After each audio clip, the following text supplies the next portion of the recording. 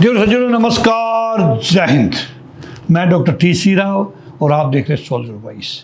दोस्तों, आज मैं सेना में अधिकारियों के रिटायरमेंट के बाद की जो लड़ाई होती है उसके ऊपर बात करेंगे। हम क्या महसूस करते हैं वो रिटायरमेंट के बाद में, दोस्तों, जो अक्सर बताई नहीं जाती, लेकिन आज हम चर्चा करेंगे बिकॉज ये सब्जेक्ट हमारे पास में आया है। मैं भी रिटायर्ड अधिकारी हूँ सेना का। मुझे भी कुछ शुरुआत में मुझे भी कुछ अलग लगा था, लेकिन धीरे धीरे हम ढल गए। तो 26 साल हो गए हमें। दोस्तों, जिस अफसर को कल तक हजारों जवान सर कहकर सल्यूट करते थे, रिटायरमेंट के अगले ही दिन वही अफसर कहीं अंकल कहलाने लगता है।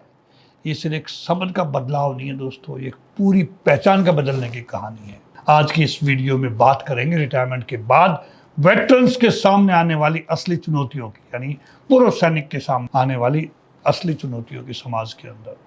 दोस्तों, सोशल मीडिया पर रैंक और मान्यता की तलाश के पीछे की सच्चाई और उन वेटरन्स की जिन्होंने ये लड़ाई सबसे बेहतर तरीके से जीती हो। दोस्तों, बताना चाहूंगा, भारतीय सशस्त्र सेनाओं का ही केवल रैंक आगे लगता है और सोल्जर या कैप्टन या कर्नल या जनरल जब तक जिंदा है वो रैंक उसके नाम के सामने लगता है। ये राष्ट्रपति ने एक स्पेशल प्रोविजन कर रखा है। ये उन लोगों के लिए है जो शायद जानते नहीं। केवल आर्मी, नेवी, एयरफोर्स के पूर्व सैनिक ही अपना रैंक लगा सकते हैं। उनका रैंक जिंदा रहेगा जब तक वो जिंदा है।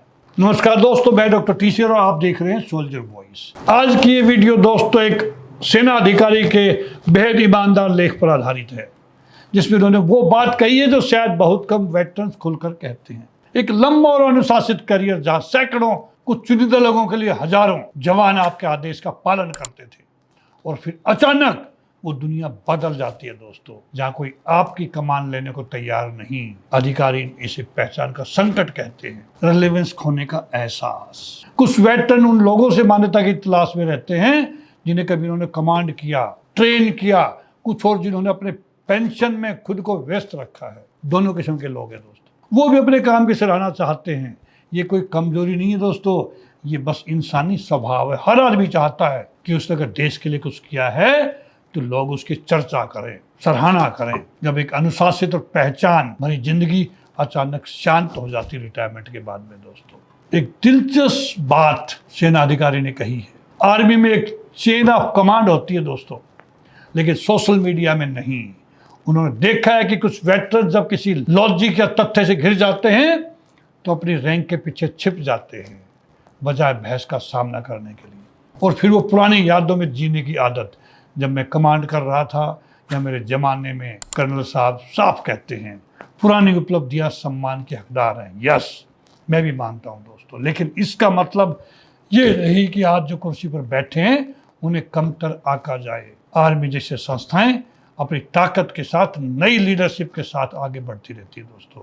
लोग रिटायर होते रहते, नए नए लोग आते रहते। एक और अहम बात दोस्तों, रिटायरमेंट के बाद मिली आज़ादी के साथ कुछ लोगों की धार्मिक और राजनीतिक पहचान खुलकर सामने आती है। राजनीतिक विचार रखना या किसी पार्टी का समर्थन करना गलत नहीं है दोस्तों। समस्या तब शुरू होती है जब हमारी राय हमारी मान्यता बन जाती है, जिसकी वजह से राजनीतिक झगड़े होते हैं और हम गलत बातों को भी सही ठहराने लगते हैं। कई बार ये उसी साथीपन को खतरे में डाल देता है। हमारे आपस में मनमुटाव हो जाते, रिश्ते खराब हो जाते हैं। जो कभी हमें जोड़े रखता था एक रिश्ता वेटरन्स का, पूर्व सैनिक का।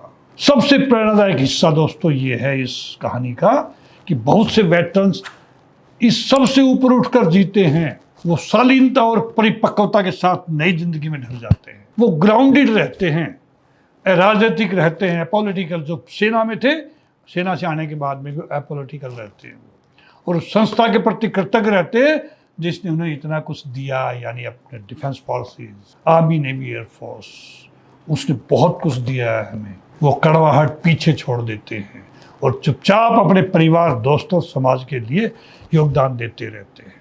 वो रिश्तों को राजनीति से ऊपर रखते हैं दोस्तों, इंसानियत को धर्म से ऊपर रख, मकसद को रिलेवेंस से ऊपर और गरिमा को तालियों से ऊपर रखते हैं।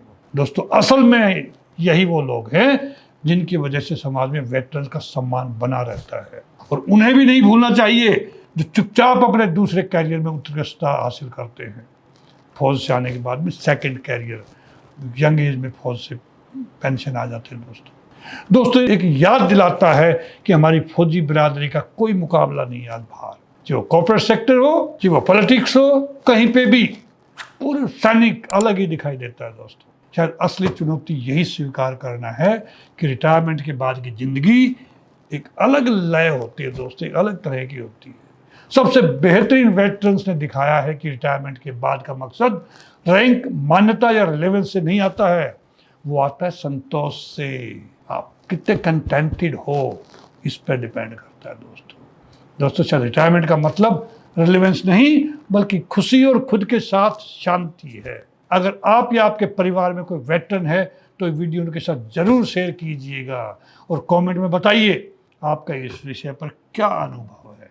मैं सभी पूर्व सैनिक भाइयों से, जो अधिकारी हो, जो जेसी हो, जो अदर रैंक्स हो, मैं निवेदन करता हूँ कि हम अपने पीछे को ज़्यादा आज पे हावी ना होने दें। रैंक यस, हर आदमी को जरूरत है उस रैंक से उसको एड्रेस करने की, लेकिन गलती से अगर कोई नहीं करता है तो उसको भी इग्नोर कीजिए। अपने परिवार में मस्त रहिए, कोई नया करिए, रोज देश हित में करिए, स्कूलों में जाइए, मोटिवेशनल लेक्चर दीजिए। आपके जाने से ही स्टूडेंट प्रेरित हो जाएंगे, आपकी प्रेजेंस ही बहुत कुछ बोल जाएगी बगैर मुंह से बोले। दोस्तों इसी के साथ ही जय हिंद।